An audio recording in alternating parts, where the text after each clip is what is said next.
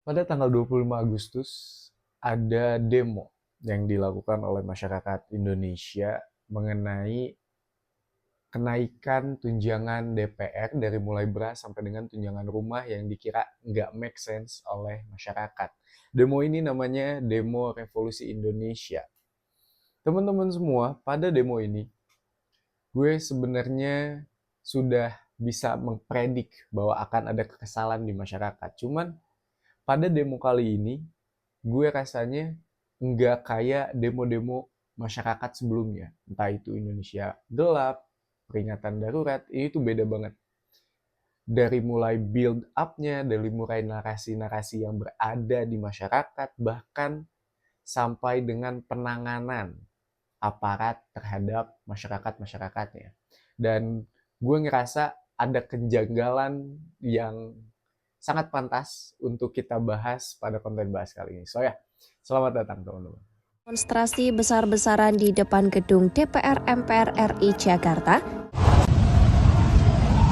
Berhenti, gerak, ya rapikan provokasinya. Titik awal kasus ini teman-teman, kita harus akuin dulu bahwa memang komunikasi publik pemerintah kita yang sekarang itu buruk sekali. Dari mulai bagaimana cara mereka menanggapi kasus, dan juga bagaimana mereka menjelaskan satu perkara, buruk sekali. Dan ini tidak bisa kita bantah teman-teman bahwa memang ada masalah di dalam bagaimana mereka mengkomunikasikan apa yang sedang mereka kerjakan. Dan juga apa yang mereka pikirkan sebagai pejabat publik gitu. Entah itu dari mulai teror kepala babi, bahkan sampai sekarang yang dimana ada satu pejabat bilang 3 juta per bulan, tapi dikalikan 26 hari. Kan udah bulan, ngapain dikaliin sama hari? Jadi calistung aja salah, menghitung dasar aja salah gitu. Dan kiranya kita sebagai masyarakat nggak sadar bahwa itu tuh salah. Dan bukan hanya itu teman-teman, dengan tunjangan beras 12 juta per bulan, it doesn't make any sense. Ada satu hitungan yang bagus sekali di mana rata-rata satu orang makan itu 100 gram beras, oke? Okay? Dan kalau kita kalikan dengan tanggungan yang normal, satu istri, satu suami, dua anak, kan 400 gram. Dan 1 kilogram beras itu hanya sekitar 12.000. Dan ada hitungannya juga, kalau sekiranya 12.000 dikalikan dengan sebulan, itu hanya akan memakan biaya atau mengeluarkan uang sampai 400.000 aja. Dan tunjangannya malah 12 juta. Banyak banget, dan kita harus juga bisa paham bahwa realitanya komunikasi publik pemerintah kita jelek sekali. Itu yang menyebabkan bahwa menumpuknya kekesalan masyarakat, sehingga kekesalan tersebut menyebabkan masyarakat turun ke jalan. Oke? Okay? Dan kita juga harus tahu bahwa memang ekonomi di Indonesia ini lagi nggak baik-baik aja. Pekerjaan sekarang lagi susah, pendapatan lagi nggak stabil, PHK di mana-mana, pertumbuhan ekonomi Indonesia juga masih diragukan, bahkan sampai dengan Selios pun menggugat data statistik yang dikeluarkan oleh BPS ke PBB. Karena kalau sekiranya memanipulasi data ekonomi itu bisa berbahaya, akan menjadikan alasan untuk menaikkan pajak dan instrumen lain untuk menambah penghasilan negara. Hal ini berbanding terbalik dengan para pejabat-pejabat publik kita yang malah mendapatkan kemewahan serta gaji yang terpaut jauh dari rata-rata pendapatan penduduk kita, masyarakat kita. Tempo udah ngeluarin di mana data tersebut memuat tentang rata-rata pendapatan masyarakat dengan para pejabat publiknya. Di Indonesia, rata-rata pendapatan masyarakat penduduk itu 6.500.000. Dan kalau kita lihat para perwakilan kita atau bahkan pejabat-pejabat publik kita, itu bisa mengantongi per bulan sampai dengan 104 juta rupiah. Ketimpangannya jauh banget nih. Di mana 104 juta rupiah ini pun belum ditambah dengan fasilitas-fasilitas yang dikasih oleh negara. Yang dimana fasilitas tersebut kan didapatkannya dari masyarakat ya. Dan sekarang pendapatan masyarakatnya tuh jauh sekali, 6 juta dibandingkan dengan 104 juta. Jauh banget. Itu bisa 15-16 kali lebih besar dari pendapatan masyarakat pada umumnya. Dan kalau kita bandingin sama negara lain, Malaysia deh, pejabat publik mereka itu mendapatkan ya per bulan sekitar 99 juta, dan kalau lihat pendapatan masyarakatnya itu berada di rata-rata 17 sampai ya 20 juta per bulan. Dan gue nggak akan ngerasa bahwa gue sok tahu dengan kondisi negara Malaysia. Kita akan ngelihat kondisi Indonesia aja. Dimana di Indonesia itu sendiri, masyarakat ini lagi struggle parah nih. Banyak sekali lapisan-lapisan di masyarakat kita, terutama kaum menengah, yang turun kelas ke kelas-kelas bawah nih, yang dimana harusnya kelas menengah ini dijaga dengan baik, sekarang malah krisis kelas menengah. Dan kalau kita bicara tentang ekonomi, kelas menengah ini selalu menopang nih, karena kelas menengah ini yang suka spending, karena mereka memiliki kemampuan untuk spending. Nah, ini tuh nge-build up semua, sehingga para pejabat publik ini nggak ngerasa ada empati gitu kepada masyarakat bawah. Dan it's really fucked up kalau kita memang bicara pada koridor itu semua gitu. Nggak akan ada endingnya, 8 hari, 8 malam pun gue nggak akan selesai kayaknya kalau gue yaping tentang masalah itu. Kita akan langsung berfokus kepada demonya.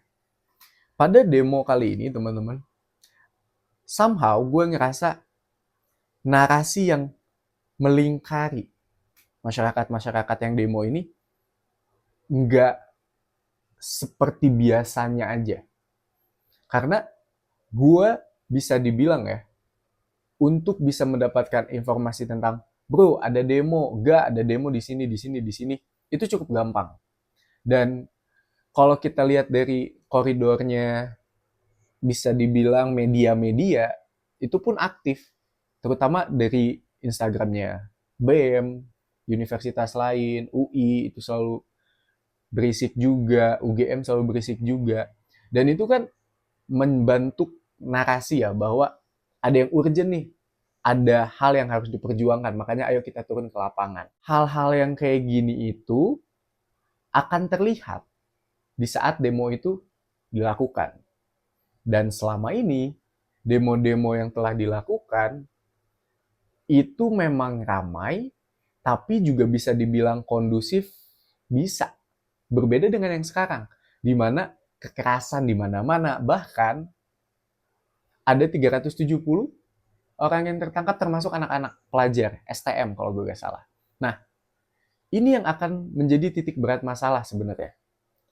Gue tuh takut bahwa ada penunggangan terhadap satu aksi yang sebenarnya murni. Akan tetapi karena tidak seramai itu, maka ayolah kita turunin nih para orang-orang yang buat ngerusuh. Sehingga terlihat ada anarkisnya masyarakat gitu, keganasan masyarakat yang terlihat. Dan kekerasan yang dilakukan oleh para aparat ini ya, berbeda jauh dengan demo-demo yang lebih rame gitu. Water cannon sampai jam 11 malam, senjata di mana-mana. It doesn't feels right, bro. Dan narasi yang gue dapat adalah ini tuh kayak pengen membuat ada sosok pahlawan lagi nih, sosok politik racun penawar, di mana eksekutif lebih baik, legislatif buruk gitu. Dan ada juga kan salah satu penyebab bahwa demo ini dilakukan adalah karena pembubaran DPR itu, narasi pembubaran DPR. Dan Ahmad Saroni sebagai salah satu dari banyaknya wakil rakyat kita bilang itu tuh tolol sekali. Dan memang kita juga harus bisa tahu, objectively saying ya, kalau dalam trias politika kan nggak ada tuh yang bisa dihilangin. 3 komponen ini tuh penting banget, yudikatif, eksekutif, dan juga legislatif tuh penting banget. Dan nggak ada yang bisa dihilangin, betul. Tapi ada cara lebih baik untuk bilang bahwa itu tuh nggak bisa dilakukan. Dan gua selalu mencoba untuk memahami apa sebenarnya yang ingin disampaikan daripada kata yang digunakan itu sendiri. Bubarkan DPR bagi gue tuh bukan secara harfiah untuk membubarkan DPR gitu. Tapi lebih ke arah bubarin atau hilangkan hal-hal yang bersifat personal demi keuntungan pribadi. Harusnya impersonal gitu. Harusnya demi kemaslahatan masyarakat. Dan it feels wrong di saat ada cara berkomunikasi yang lebih baik, cuman Pak Ahmad Saroni ini memilih dengan menggunakan cara yang seperti itu. Itu sama aja kayak membuktikan bahwa memang harus ada perubahan di dalam cara para pemerintah ini untuk memperbaiki cara mereka berkomunikasi kepada publik. Ditambah juga teman-teman, gue somehow bisa ngelihat bahwa masyarakat-masyarakat ini terjadi konflik horizontal. Ini yang gue coba untuk connecting the dots ya. Gue kayak ngelihat bahwa masyarakat-masyarakat yang biasanya pro terhadap pemerintah itu malah mendukung masyarakat untuk turun ke jalan. Jadi kayak pendukungnya Pak Prabowo, udah kalian masyarakat turun. Ini orangnya gini, ngejelekin satu pihak ya demi ngebakar emosi masyarakat yang benar sebenarnya niat mereka untuk turun ke jalan itu murni. Didukung nih sama para pendukung ini turun ke jalan dan mereka hanya duduk gitu. Hanya ngelihat apa yang akan dilakukan oleh masyarakat. Demi itu lagi politik racun dan penawar. Dan bahaya sekali gue kalau bisa kita lihat ada konflik horizontal di mana masyarakat melawan masyarakat di saat para pejabat publiknya ini mendapatkan fasilitas yang mewah gitu. It doesn't feel right aja. Gue jadi keinget kata Voltaire, it's really hard to be right when the government is wrong. Akan sulit sekali untuk menjadi benar di saat pemerintah itu salah. Dan kekerasannya, anak-anak yang diturunkannya, gue ngerasa ada sedikit eksploitasi di sini. Karena anak STM yang turun-turun itu ketangkep juga. Bahkan mendapatkan kesulitan LBH untuk memberikan bantuan hukum. Dan itu kan menjadi masalah, di mana di saat anak-anak gitu ya, diarahkan untuk melakukan demo terhadap satu hal yang sebenarnya mereka belum pahami sepenuhnya gitu ya. Tapi mereka menanggung akibatnya gitu, dikarenakan diarahkan gitu. It doesn't feel right. Ini anak loh, anak SMA, langkahnya masih panjang, nafasnya harus dijaga, ada masa depan yang harus disambut. Mereka yang akan mewarisi masa depan di Indonesia. Dan diumpanin seenak jidat gitu. Dan it's not cool guys. Mungkin kalian bisa ngerasa bahwa anak-anak STM ini peduli terhadap Indonesia, betul. Tapi kalau dalam konteks demo-demo yang lain, anak-anak STM ini malah dilindungi malah oleh para mahasiswa. Bukan kelompok yang akan berdiri di depan. Meskipun ya mereka kalau dari beberapa record juga tetap berada di depan, cuman mereka tuh dilindungin gitu oleh para mahasiswa. Gue agak kepikiran satu, rakyat jelata.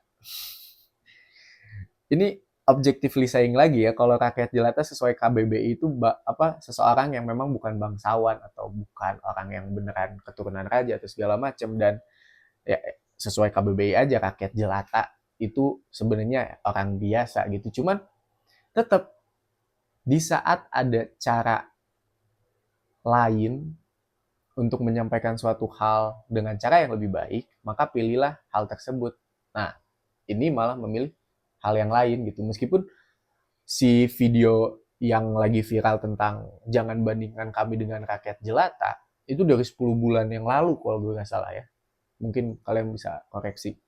Nah, kejanggalan-kejanggalan ini teman-teman membuat gue ngerasa mungkin, dan ini prediksi gue atas hasil connecting the dots gue ya, ada yang takut atas tuntutan masyarakat. Karena gue ada satu cerita yang temen gue ceritain, dia anak politik, bilang bahwa dalam sejarah demokrasi gitu ya, demokrasi awal-awal itu di saat mereka sedang ingin memilih wakilnya, itu terkesannya tuh beli putus.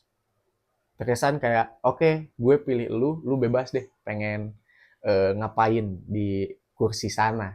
Yang penting gue udah milih lu pengen salto, lu pengen apa terserah. Seiring dengan berkembangnya waktu, si demokrasi ini mulai pengen lebih representatif, mulai ingin lebih diwakilkan. Sehingga di saat kita memilih, udah mulai ada tuh somehow kayak transaksinya. Kayak gue pilih lu, tapi lu di atas wakilin gue ya, wakilin suara gue. Lu ngomong berdasarkan apa yang kita pengen sebagai masyarakat gitu. Dan oke, gue masih bisa terima gitu. Gue masih bisa terima, ya udah gue akan wakili lu gitu. Gue akan merepresentasikan kalian ya. Berlanjut lagi, sudah mulai banyak sekali kewajiban yang dituntut oleh masyarakat yang memilih wakilnya. Ada 2 kewajiban. Ada untuk merepresentasikan dan juga untuk memperjuangkan apa yang diinginkan oleh masyarakat ini gitu. Sehingga gue pilih lu, cuman lu harus menyuarakan dan memperjuangkan apa yang kita pengen. Sehingga sudah mulai terbentuk nih korelasi antara orang yang dipilih dan orang yang memilih. Udah mulai ada korelasi nih. Udah mulai ada sinergitas di mana lu udah nggak sebebas dulu gitu.